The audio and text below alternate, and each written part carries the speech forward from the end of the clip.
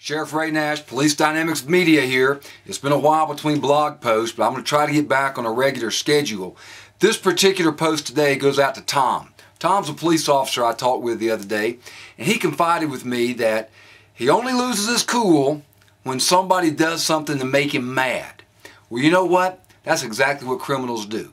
They're all about pushing your buttons. They try to push every button they can to get you to react out of your own ego, your own pride, your own arrogance, and step out from under the protection of authority. It really is the classic challenge to a police officer. It goes something like this. You wouldn't be so tough if you weren't wearing that badge of yours. We've all heard it before, and you know, there's so many officers that figuratively take their badge off, step out from under authority, and engage the criminal that issues that challenge. And there are some officers that literally take their badge off before they engage.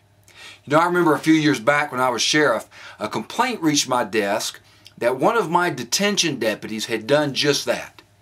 The story went like this. Some inmates were giving him a hard time. They issued that classic challenge. You wouldn't be so tough if you took off that badge. And according to the inmates, the officer took off his badge, went over to them, and engaged in some thump therapy. That was the allegation. I didn't believe it. I didn't think one of my deputies would do something like that. I knew we had to investigate it, but I really thought he would be cleared of these charges. But guess what? We conducted our investigation, and sure enough, that's exactly what that officer did. You know, it was interesting because the inmate, when we interviewed the inmate involved, he said that we're all inmates.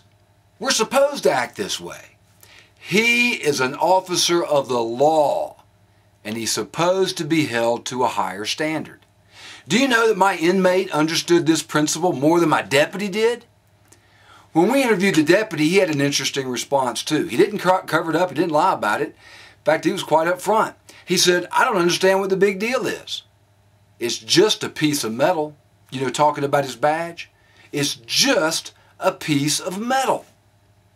You know, I thought about that, you know, after I fired him, and actually he's right. The badge is just a piece of metal. But it's not what the badge is that's important to us. What's important to us is, what does the badge represent? That's where he missed the point.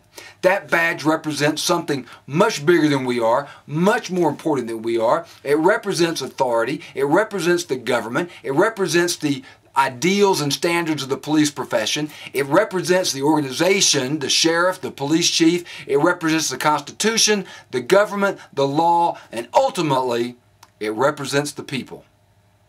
But the one thing it doesn't represent is you. Your goals, your agenda, your opinions, your ego are irrelevant to the accomplishment of the police mission. And the minute that you think you are out there representing yourself, stepping out from under the protection of authority, that's the minute you set yourself up for a major ethical failure.